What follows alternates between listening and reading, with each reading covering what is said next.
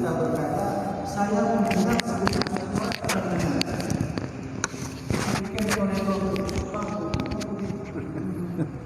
benar. Yang puan. Yang benar lah. Non leh bak pak.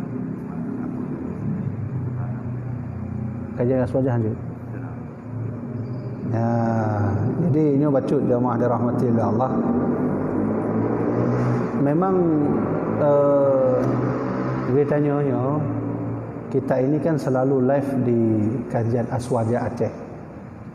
InsyaAllah halaman kajian Aswaja itu bisa dikatakan halaman yang paling banyak orang nonton. Jadi kajian kita ini sudah sampai ke Malaysia. Bahkan awak tanya awak Aceh yang tinggal di Denmark, luar negara, lelah yang ikut.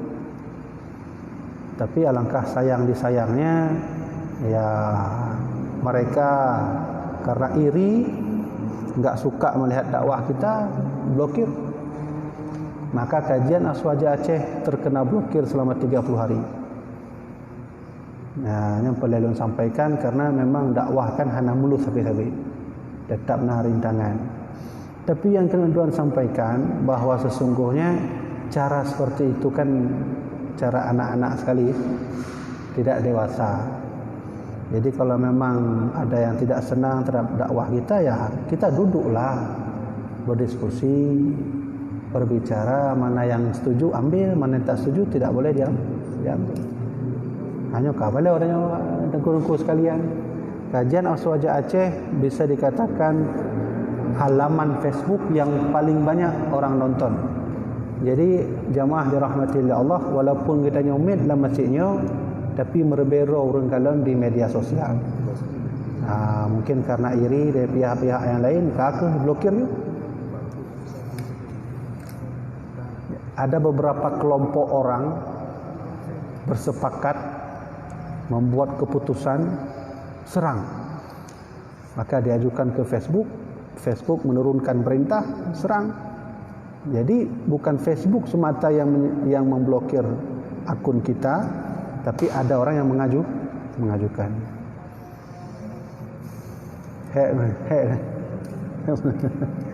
Dakwah itu capek, sulit. Tapi lun teringat memang menjadi orang yang diridai oleh Allah itu harus sulit. Ya kan? Ya, apa kata Nabi itu, ad-dunya sijnul mu'minin. Dunia itu adalah penjara orang-orang yang beriman. Nah, maka tuan nak sampaikan jemaah dirahmati oleh Allah, insya-Allah tuan sabi-sabi dalam kajian tetap dalam bak halaman Facebook kajian Aswaja Aceh. Tapi karena hari ini malam ini diblokir, kakak dah. Mudah-mudahan yang mengajukan blokir tu diberi hidayah oleh Allah Subhanahu Wa Taala. Ya, lanjutlah ya, apa? Jadi jemaah dirahmati oleh Allah Subhanahu Wa Taala, kita ulangi lagi sedikit. Allah itu mendengar sesuatu yang tak terdengar. Kalau kita mendengar sesuatu yang sudah terdengar. Benar kan? Bagaimana contohnya? Lu bahas lah. InsyaAllah nanti akan kita bahas dalam papan tulis. Jadi sama dan basar Allah itu ta'aluk kepada dua. Ada ta'aluk suluhi qadim, ya, sebelum adanya wujud, dan ta'aluk tanjizi hadis, ya, setelah adanya wujud. Ya, Jino akan tanya bahas sebab apa tulis ya. Dah.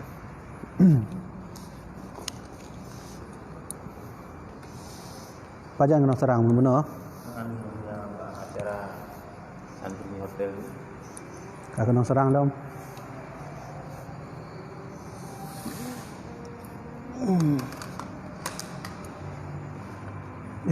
Lumayan mana?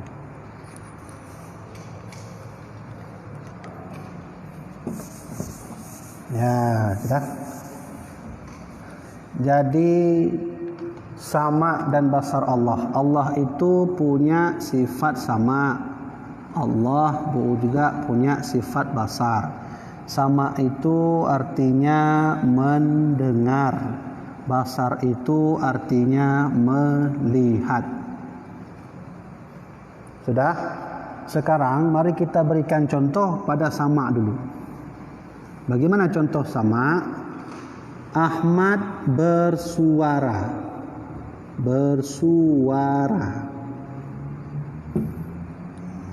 Pertama, Allah itu bisa mendengar suara si Ahmad. Jadi suara itu bisa didengar oleh Allah Subhanahu wa taala. Suara. Kemudian zatnya suara itu bisa didengar oleh Allah Subhanahu wa taala. Zat suara.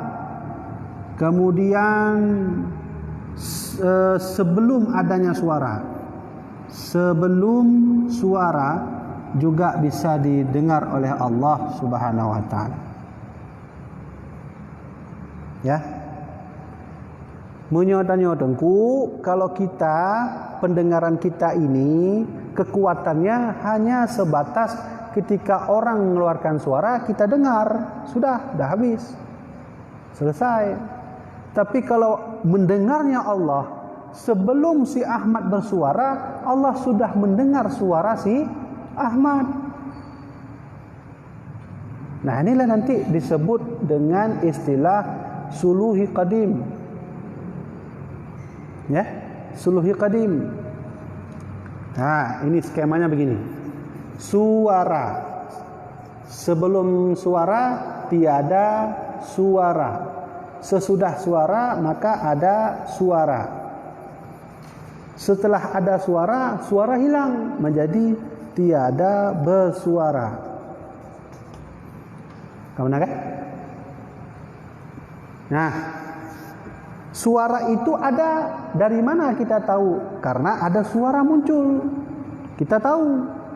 Jadi Allah bisa mendengar suara itu ketika belum bersuara pun Allah bisa mendengarnya. Begitulah Allah Subhanahu wa taala. Gitanya hana menan dan ku tapreh le. Kana suara kana. Benar hana. Jadi wate hana suara takkan juhana, wate na suara takkan na. Ba Allah hana menan. Wate hana tu suara bersuara bagi Allah. Allah bisa mendengar suara yang belum ada. Dan juga bisa mendengar suara yang telah ada.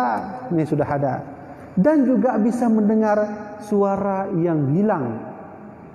Yang tadinya ada menghilang, Allah bisa mendengarnya. Nah, inilah nanti disebut dalam tauhid, ini disebut dengan istilah suluhi qadim nanti. Ya, tidak ada suara pun Allah bisa mendengar. Itu namanya nanti suluhi qadim. Nah, ini suluhi qadim. Nah, ini dari ini sampai ke sini itu disebut dengan tanjizi hadis, istilah tauhidnya. Tapi kalau kita enggak mau hafal istilah tauhid, tacok turah mentang.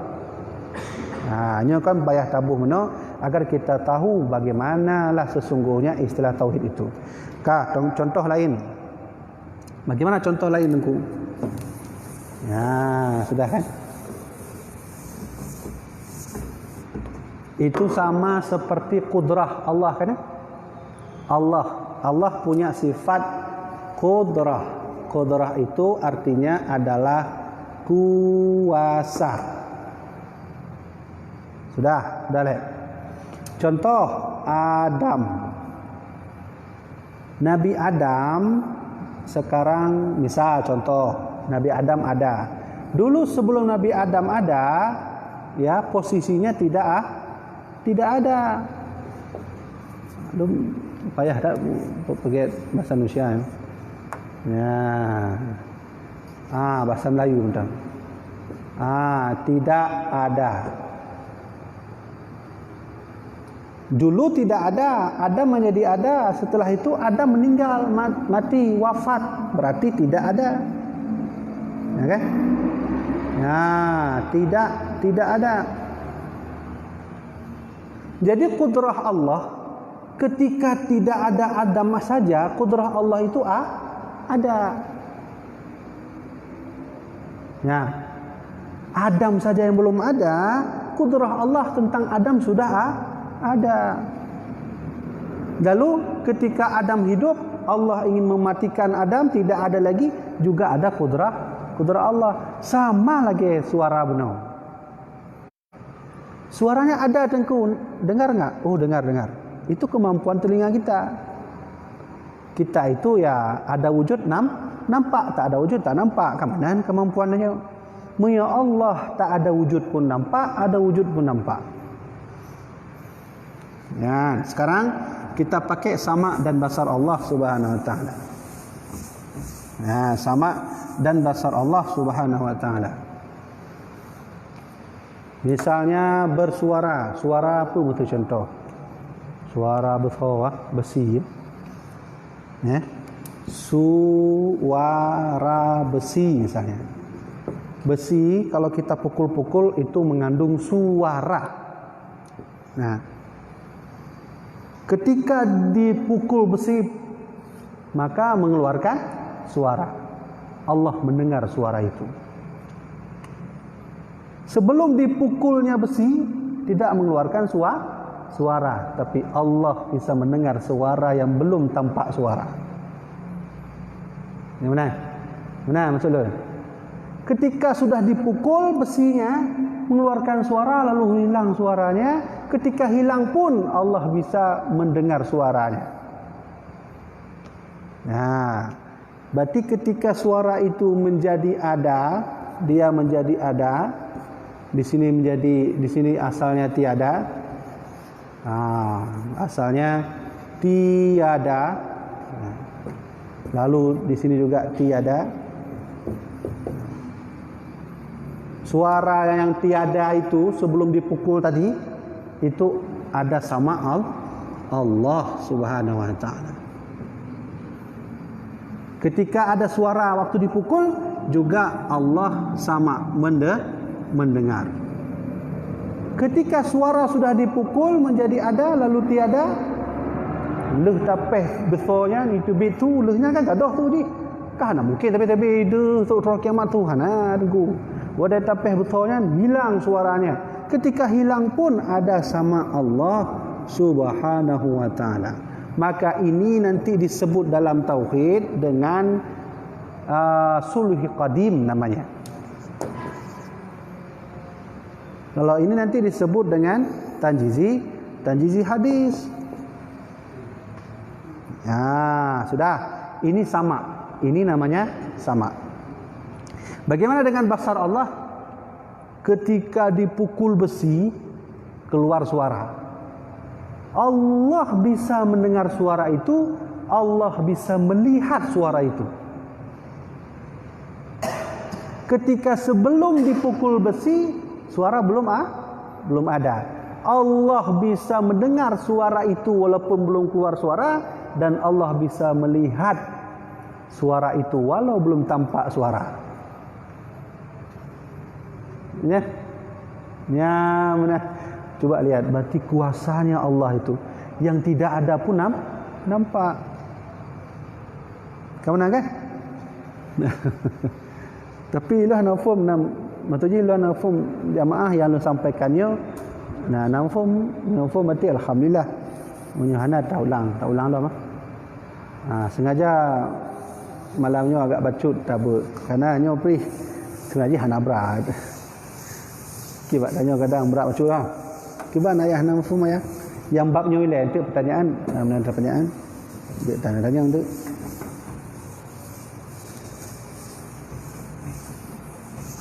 Nyan, kibat lah. Ini contoh apa? Ini betul lempeh. Kan dia betul kan. Jadi watai lempehnya ulun tanya mbak drone ayah-ayah mendung, apakah ada bersuara? Maka pasti jawaban dia ada. Pakan ayah kena ada karena kalau lempeh. Kalau lempeh dia betul. Ya, kemampuan kita mendengar itu karena sudah dipukul keluar suara. Apakah keluar suara? Keluar tentu. Nah, suara itu nih yang keluar ini. Nah, itu kan suara. Waktu keluar suara itu Allah bisa melihat zatnya suara. Zatnya itu, zatnya wujud suara, bentuk suara ni. Ya, benar. Jadi menyatanya kan tu, entah dah dengar. Mu nyote leke bagok bang, tolonglah bang, bentuk suara itu gimana? Hana mampu dah aku. Tidak ada satupun manusia di dunia ini yang tahu bagaimana bentuk suara yang sesungguhnya. Tapi suara hanya bisa didengar. Maka manusia juga punya sama dan basar. Sama manusia hanya bisa mendengar suara, tidak bisa melihat. Maka di kajian kita minggu lalu, ini ta'aluk, dua-duanya ta'aluk pada wujud. Saling berkait. Kalau kita enggak bisa. Kiban sunya, kiban bentuk sunya. Bentuk ni, kon su ni. Ya. Bentuk su ni gimana? Bagaimana bentuk suaranya ni? Suaranya. Kiban dah jawab dengku bulat kan, petak si kan. Segitiga api kan. Ya, benar. Ya, jadi ta'aluk Allah itu sama dan basar itu saling berhubungan. Selain ta'aluk pada wujud, Allah juga punya ta'aluk suluhi qadim namanya dalam tasawuf, dalam tauhid. Suluhi qadim dengan tanjizi hadis. Suluhi qadim lebih kepada sesuatu yang belum terdengar tapi Allah bisa mendengar. Ingat bahasanya, sebelum sesuatu yang belum terdengar Allah sudah mendengar. Bukan sesuatu yang tidak tampak terdengar Allah bisa mendengar. Itu bahasanya, sebelum sesuatu yang belum terdengar Allah bisa mendengar. Dan segala sesuatu yang terdengar Allah bisa melihat zat dari suara yang mendengar. Tengku, contoh lain. Contoh paling mangat lagi galih lentuan bahas malamnya seperti apa? Lapar. Benar kan? Lapar. Manusia hanya bisa merasakan lapar. Selebih daripada itu enggak tahu.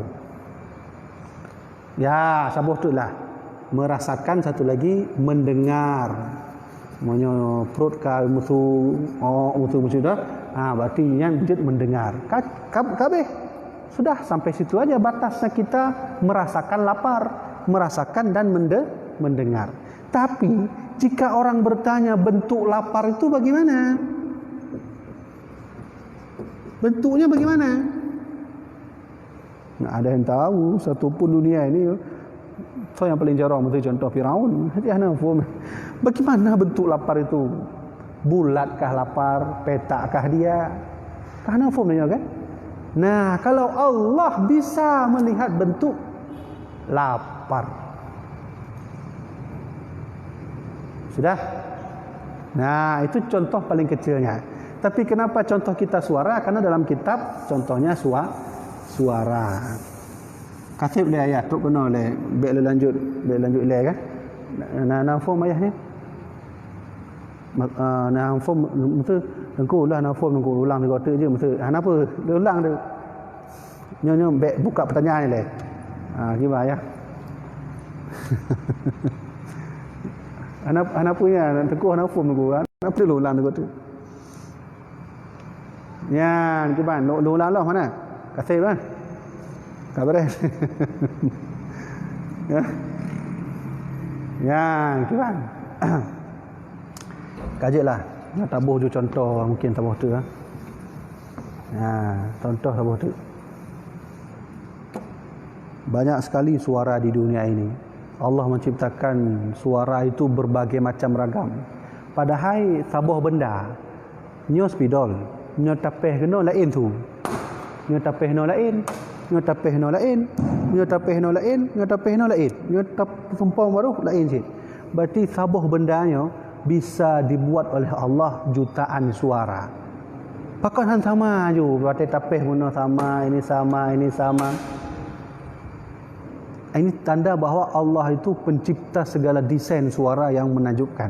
Artinya dari satu benda ini bisa berjuta-juta suara tersimpan. Nah, tapi duk kan lain tu. Lain tu. Tapeh kena lain, sini lain, sini lain, sini lain, sini lain, sini lain. Berarti banyak suara. Yang suara-suara itu kan timbul ya.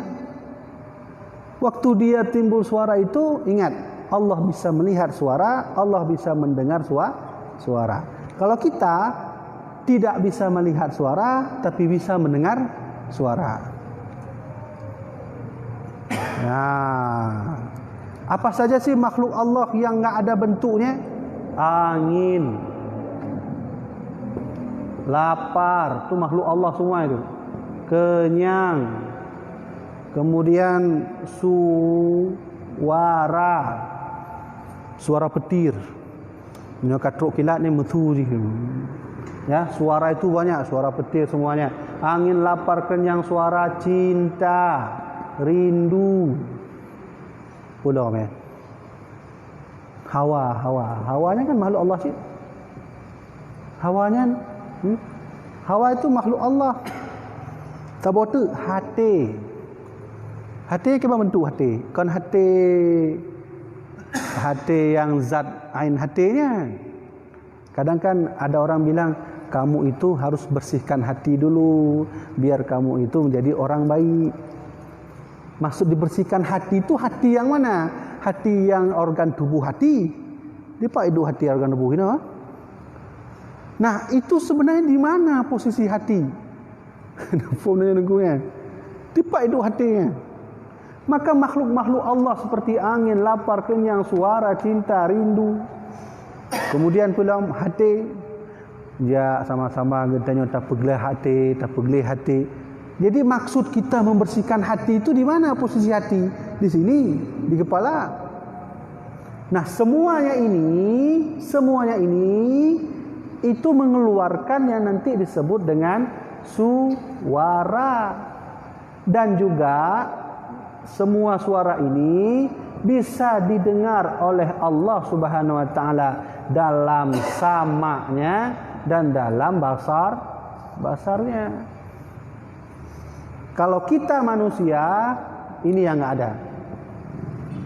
Ini yang ada. Angin bisa kita dengar? Bisa. Lapar bisa? Bisa. Kenyang bisa. Suara bisa. Cinta? Jihan. Cinta kiban suara jihan. Ya. Kadang-kadang cinta juga enggak bisa kita dengar. Kiban tu cinta. Punanya. Munyo lapar, mangak bacu di kan. Mutu dalam perut. Hantam dan nuan go punya hantam nuan ti na be baju buru orang untuk mutu gero di perut dah yang kena lapar. Yang mana kan? Yang cakap dah. Ya? Cinta itu gimana suaranya? Ada yang tahu? Rindu bagaimana suara? Hawanya apa? Hawa nafsu. Ayolah jangan berhawa nafsu kali makan nasi. Nah, hawa itu apa? Hawa itu ada makhluk dia di dalam tubuh ini. Nah, hawanya kiban suara kah? Nah, suara hawa. Jadi ternyata beri contohnya, ternyata sebenarnya ada juga yang enggak bisa kita dengar, yang enggak bisa kita lihat, tapi bisa dirasakan. Intinya adalah angin, lapar, kenyang, suara, cinta, rindu, semuanya itu bisa didengar Allah, bisa dilihat oleh Allah Subhanahu wa taala. Nah, apa hikmah kita mengaji begini? Berarti hikmahnya Allah itu tidak bisa diajak bercanda, main-main. Allah bisa maha melihat segala sesuatu. Jangankan yang nampak, yang tak ternampak pun bisa nampak. Nah, ini hikmah ni. Maka ulama yang pegat lagi nasuluhi qadim, natajid hadis, tujuan ulama membuat ini adalah untuk merasai dalam hati kita, itulah Tuhan kita yang maha kuasa, yang beda dengan makhluknya. Menanlah bahasa ulama. Kenapa ulama dibuat skema-skema tauhid? Tujuannya satu, mengajarkan pada kita itu Tuhan kita maha kuasa. Tidak ada yang bisa melawannya. Ya, benar. Kata lah itu benar. Ya, kah? Nah, 10 minit tu kata. Ba online apa tanya? Tapi boleh, tolong buka pertanyaan nah mafhum ya kan? Insya-Allah mafhum. Nah, jadi inti ni baik panjang-panjang tak surah, jangan panjang sekali penjelasannya saya ingin sampaikan. Saya ingin satu saja yang ingin dipahami, bahawa sebenarnya Allah itu bisa mendengar segala suara, bisa melihat segala suara. Sama dan basar itu selalu berhubungan. Kalau kita tidak, kadang kita bisa mendengar saja, melihat tidak. Nah, itu aja, dah kah titik tuk benar. Kaget. Nah, pertanyaan ya. Nah, boleh nah. Hah? Kah titik betul warnanya tak kalon kan? Warna. Ini warna apa? Ini warna hitam. Ada makhluk Allah namanya benar-benar. Ada makhluk Allah namanya jihatun. Kon jihadun. Jihatun itu begini tulisannya. Jihatun. Nah. Kalau ini jihadun. Nah, ini namanya jihad. Jihad fisabilillah. Tapi ada makhluk Allah namanya jihatun. Jihatun ini begini. Atas, bawah, kanan, kiri, serong pun. Serong kanan. Serong kanan atas lah bukan. Serong kanan bawah, serong kiri bawah, serong kiri atas. Kalau ini namanya atas, ini namanya bawah, ini namanya kanan, ini namanya kiri. Ini namanya serong dan seterusnya. Nah, ini namanya jihatun. Ketika kita menjelaskan, "Bang, Lambaru di mana, Bang?" Di sana. Itu namanya jihatun. Arah. Bahasa lain jihatun itu arah. Nah, jihatun ini adalah salah satu makhluk Allah. Coba kita tarik ke pemahaman manusia. Di mana letak, bagaimana cara memahami jihatun? Sama, bisakah manusia mendengar arah? Saya bisa mendengar arah. Hanya mulakai nunggu. Masa arah bisa didengar? Arah bisa didengar? Enggak ada. Tapi bisa nggak saya melihat arah? Basar manusia bisa. Berarti manusia tidak bisa pada mendengar, bisa pada melihat. Nah, Allah Subhanahu Wa Taala arah itu bisa didengar. Ya, kita mulakai. Itu memang kita mulakai. Arah atas ada suara, arah bawah ada suara, arah kanan ada suara, arah kiri pun ada suara. Ya, begitu. Hanya mulakai nukuti, hanya mulakai, tidak masuk ke akal kita. Begitulah kemampuan ilmu Allah Subhanahu Wa Taala, sama dan besar Allah Subhanahu Wa Taala. Tengku, saya ingin bertanya, apakah setiap sesuatu ada suara? Kira-kira apa yang ada suara? Makhluk Allah tapi hanya suara, kira-kira punya. Mungkin sepertilah kayak cinta tadi ya. Rasa cinta, rasa rindu itu makhluk Allah juga. Nah, jadi dan seterusnya. Nah, inilah kita alhamdulillah di malam berbahagia ini sudah tahu bahwa sesungguhnya Allah itu Maha mendengar segala sesuatu, Maha melihat segala sesuatu. Nah, kemudian itu ya benar. Suara aras punya suara, Lauh Mahfuz punya suara, kemudian pelam, kolam punya suara, surga punya suara, neraka punya suara, semua punya suara.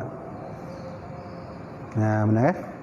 Tapi nak kita tanya lewat kita tanya betul perutnya, waktu bunyi perut, misalnya enggak makan 3 hari kan bunyi dia. Itu yang bunyi itu cacing atau perut? Cacing ah. Kalau dia tanya oleh perut cacing. Ya kan? Hah? Cacing ya, betul cacing ya. Kalau dia sepakat le, dia mangat surah dia. Dia nak sepakat nak apa surah.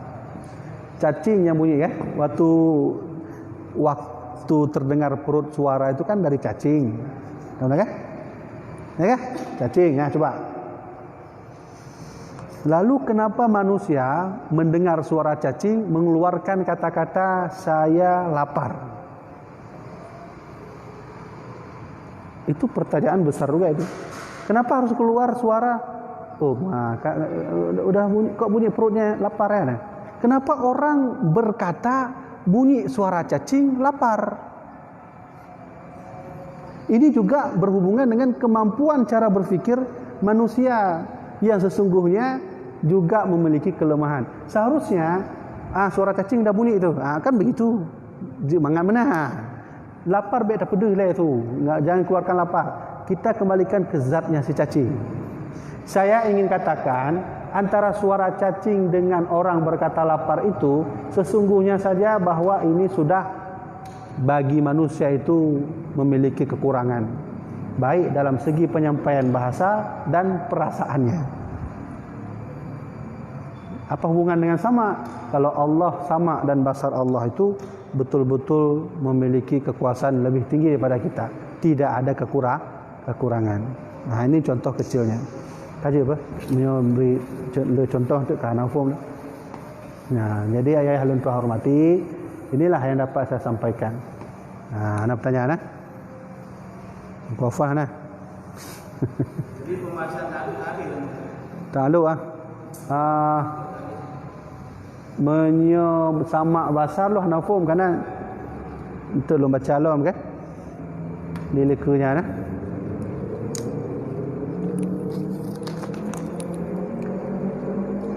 Ya, menan.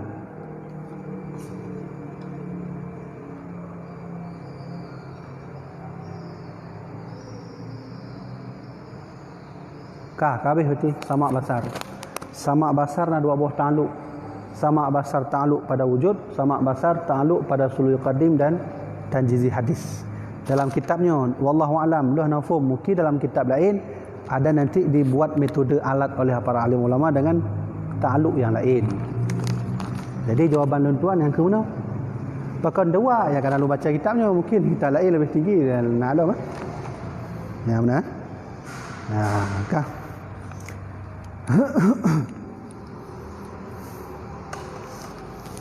Boleh? Nggak ada pertanyaan? Jadi luntuan sampaikan tiga waktu ayah luntuan hormati bahwa kamunya memang sabi-sabi serang. Kajian Aswaja Aceh itu merupakan kajian halaman Aswaja dari Aceh yang ya bisa dikatakan sudah merubah mana-mana lah.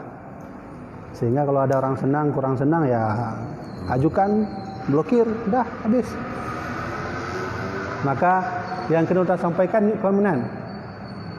Jika nanti terjadi blokir lagi, kita ada antisipasi lain. Nah, nanti bisa di kajian Aswaja 2 atau di Pak Sabtu tu benar Mutar? Mantap juga. Kajian Aswaja 2. InsyaAllah kita akan buat kajian Aswaja 2. Dan insyaAllah juga tidak bersih juga dari blokir. Pasti diblokir juga. Maka saya sampaikan khusus kepada orang-orang yang memblokir kajian Aswaja. Ya kalau bisa, ya kalau nggak senang sama kita, ya kita musyawarah lah, diskusi. Kan begitu cara Islam yang baik. Bukan mengintimidasi, kan kurang pas. Kaji apa? Kata orang lain. Maka jemaah dirahmati oleh Allah Subhanahu wa taala, demikianlah kajian yang dapat saya sampaikan. Mudah-mudahan kajian ini bermanfaat bagi saya sendiri, bermanfaat bagi jemaah dirahmati oleh Allah. Mudah-mudahan kita semua dalam majlis masjid ini dan majlis yang ada di online semua dirahmati oleh Allah, semua diberi oleh Rasulullah syafaat di yaumul akhir. Mudah-mudahan kita semua dalam keselamatan dunia dan akhirat. Wallahu a'lam bissawab. Sallallahu ala sayyidina Muhammad sallallahu alaihi wasallam. Sallallahu ala sayyidina Muhammad. Allahu alaihi wasallam. Sallallahu ala sayyidina Muhammad. salli alaihi wasallim. Taqabbalallahu minkum minna wa minkum taqabbalallah. Habis, ngerti ya?